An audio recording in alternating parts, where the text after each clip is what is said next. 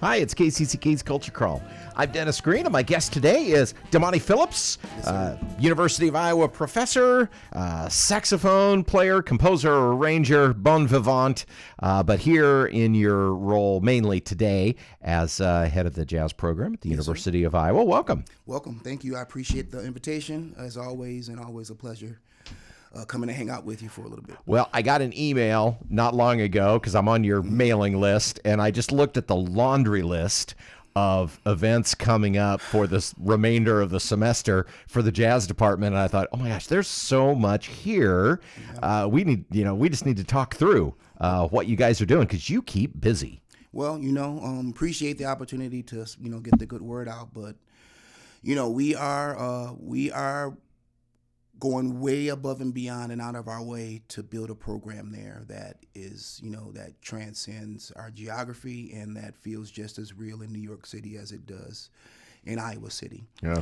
So we know that the key to making that happen is based entirely in us putting in the work. And so that list that you speak of reflects at least the most recent manifestations of that work. Your department is relatively small, so you really punch above your weight in terms of opportunities for students and outside events, and just kudos to how you're doing a lot with fairly limited time and resources. Yeah, well, we try. The thing is that for the students who are there, we want them to get the best experience humanly possible that we can provide. And so we are thinking intensely about how we can bring those things that we as faculty received in our upbringing here to Iowa City, despite the geographic challenges of not being able to go down Chicago and right. And not being near a major metropolitan center. Geography is not an automatic, limitation. It's just a matter of the mindset and the energy expended trying to compensate for that. Well, so we just have to create our own scene here, and you guys are doing a great job with that. Absolutely. We're after it 100%, and if it fails, it's not because the energy wasn't spent trying. Put it like that. Tell me about the different student ensembles, because those of us who have been around before, Johnson County Landmark has been around forever, and still is still is the top jazz band. But since you have been on board, you've expanded and also brought in some new ensembles, both big and small. So kind of sketch out what the ensemble opportunities that you offer are. Yeah, absolutely. Regardless of our ensembles, we've been very deliberate in expanding the music that's dealt with. We think that the music has evolved quite a bit, and all of the styles that come under the umbrella of jazz these days, is pretty expansive. And so the idea being that when the phone rings and people call our students, we want them to be able to pick up the phone and answer yes to whatever opportunities come their way. And so our ensemble offerings and the repertoire that we deal with is built entirely in making that happen. So, of course, we have Johnson County Landmark, which has been here forever, and JRE, our second big band.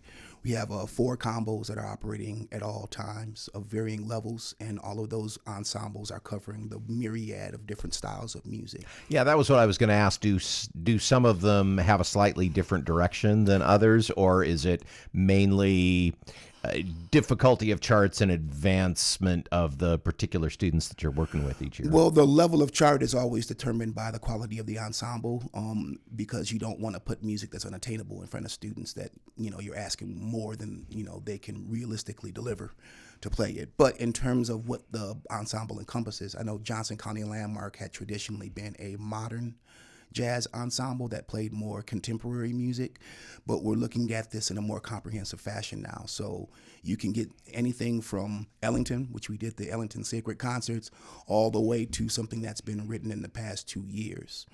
So like I say, it's about versatility now, the breadth of things which students can handle and handle well. So with that being the goal, all of our ensembles reflect the development of those skills and that experience, so that no matter what they land in, if they land in Marcus Lewis's big band in Kansas City playing hip hop, they're just as comfortable as if they got called by the Glenn Miller Orchestra.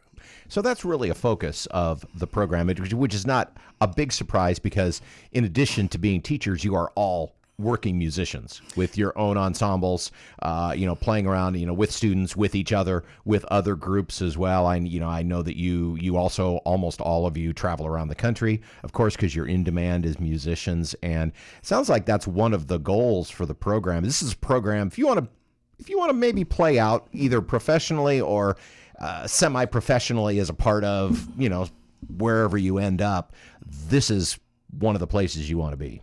Absolutely. We're trying to get folks ready to get out there and do so comfortably, confidently, and with absolute poise as they do so, as best we possibly can. No one program can be everything to everyone, but doesn't stop us from at the very least trying. And so, like I said, we got the big bands, we got the small groups, and we also are one of a very few schools in the nation that has a black pop music ensemble. Yeah, tell me about that, because that's a relatively new addition to the repertoire. Absolutely. In keeping with this notion that that's music that we get asked to play on a regular basis, our classical counterparts down the hall are not preparing their students to deal with that. So the skills that are germane to jazz translate exceedingly well with a little bit of tweaking to that music. And so we want to make sure that, apart from the fact that it's almost ridiculous to ignore the presence of that music in what's important in the music sphere, in terms of popular music outside of the School of Music, more importantly, it's making sure that they have direct experience with it and understand it, both in terms of the technical makeup of it and the cultural underpinnings of it.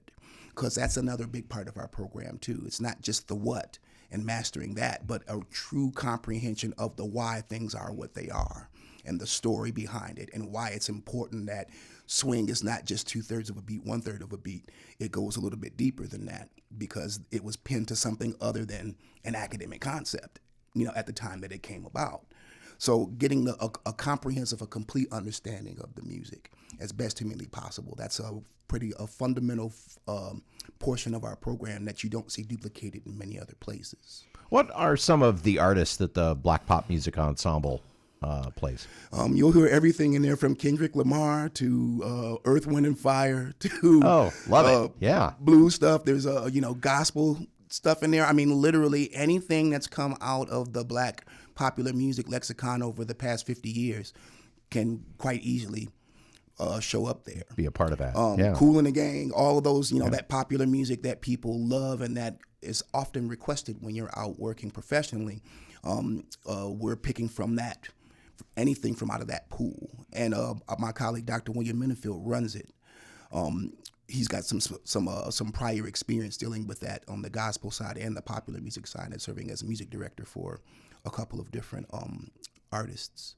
And so, it can literally be anything from that side of it. All that music that people know and love, but that for whatever reason tends to be completely ignored inside the walls of the academy. We can't fix it for everybody, but we can fix it for us.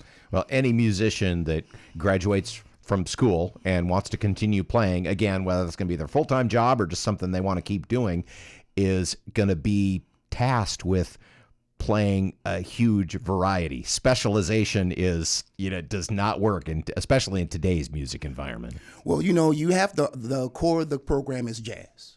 And so you have to do that and handle that exceedingly well because there's lots of people out here, that's all they do, and you need to be able to compete with them.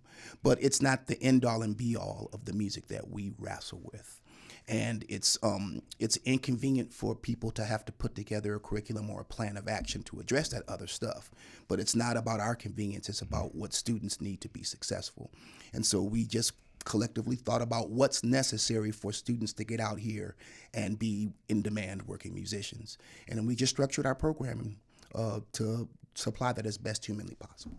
Well, with all this in mind, there are one of the things, obviously, if you're training students to play out, you have opportunities for them to play out. And as I said at the very top, you have a raft of things going on. And, rather than, kind of go through, date by date, just kind of talk generally, what does a month look like? Because I know you've got some recurring events, you have regular concerts and things like that. So, if you were going to say to somebody in general, here's what our program does in a month, what are the various activities? Well, most, in January or February is a pretty down month as groups are kind of getting up and running. But once we hit March, most of our groups are going to play at least once in that month. So, and then again, likely at the end of April, the beginning of May to end the school year. So there is quite the gauntlet of concerts that come up in any given month, apart from that first month of the semester. And so, our big bands, they all play. Our combos play at least once. And depending on the level of group, sometimes they're a little more active. And they play a couple of times, depending on how quickly they can put music together and present it to the public and where it's ready to be presented.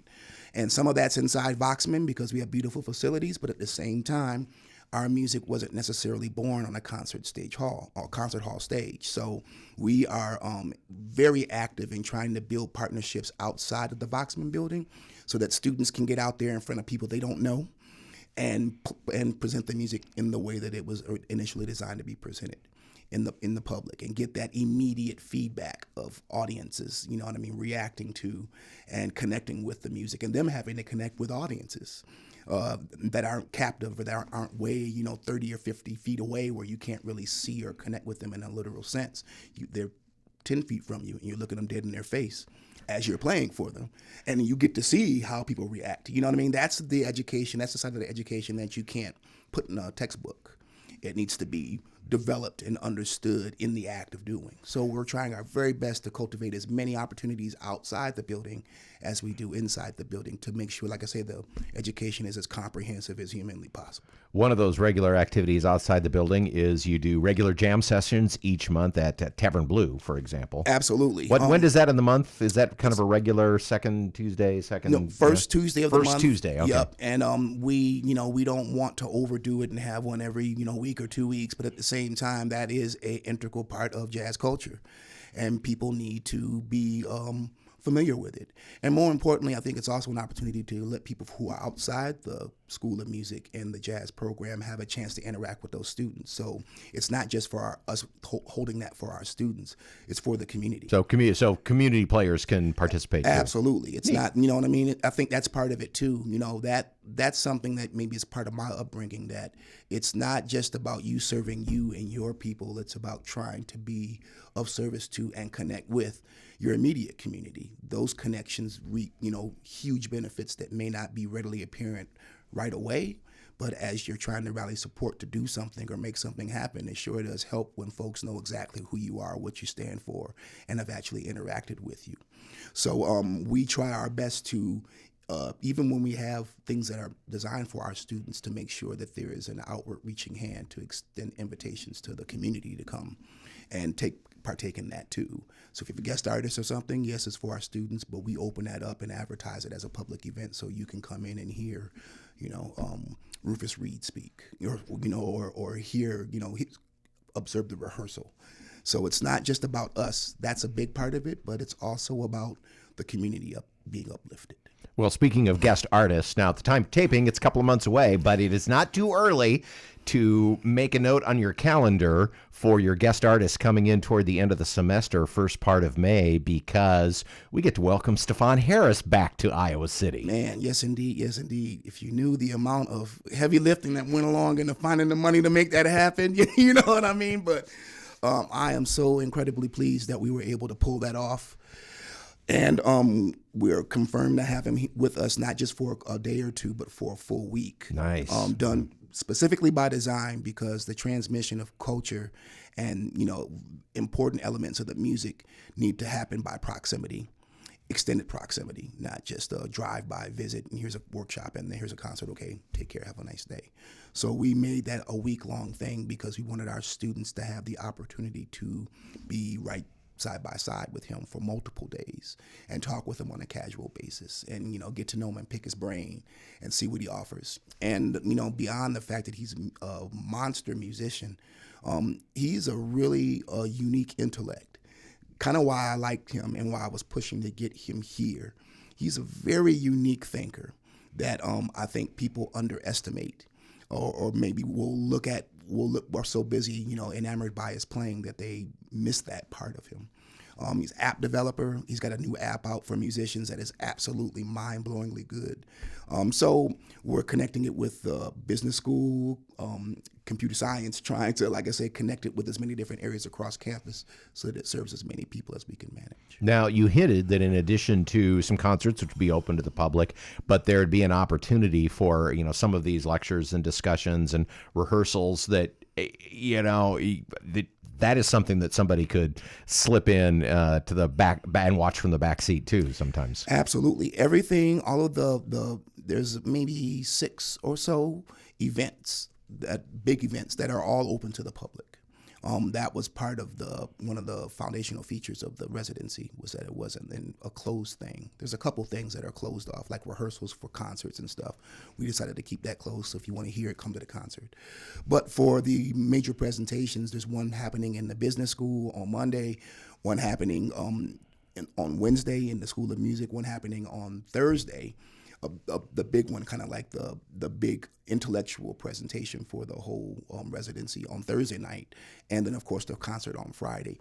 Those are all open to the public and will be widely advertised as such. So just keep an eye out for advertisements to pop up for that. That should be happening here within the next week. Well, speaking of advertisements, where can people go on the University of Iowa website to look at the calendar? Because I said you've got a couple of dozen events happening this semester featuring all the groups that we've talked about, and I know that people want to be putting those on their calendar. So what's the easiest way to see the whole list?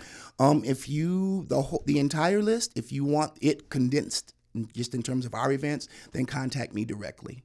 Because you do a great email that comes out a couple of times a month that kind of lists all the stuff that's going on. Yeah, I try to condense it all down because folks are busy, you know what I mean? And if you're into jazz, you don't want to have to sift through all the other, couple thousand events to try to pick out the jazz stuff. And I just do it once in a while just to make sure people are aware. But if you drop me a line, I'm happy to send that list directly to you. But you can always stay in touch with what's going on with the music school. If you just go directly to the School of Music webpage, and there's a direct link on the front, on the splash page that takes you to the music calendar for all the events going on in the building over the course of the month. And if people want to send you an email, what's your email? Oh, super easy. Just my name, Damani, Damani Phillips, Phillips, at uiowa.edu.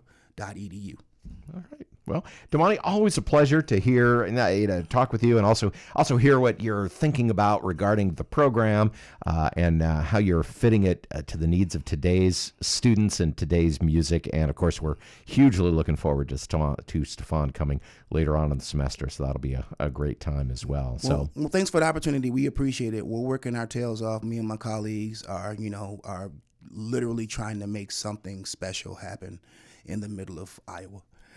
And, as are we all. Thanks so much for being here. Hey, my pleasure. You can hear the Culture Crawl live on the radio most weekdays at 10:30, on demand at kcck.org/culture, or subscribe using your favorite podcast player. Watch our videos on the KCCK Facebook and YouTube channels. Our producer is Lydia Kilgore. The Culture Crawl theme is composed by Vivian Shanley. I'm Dennis Green, and I'll talk to you later.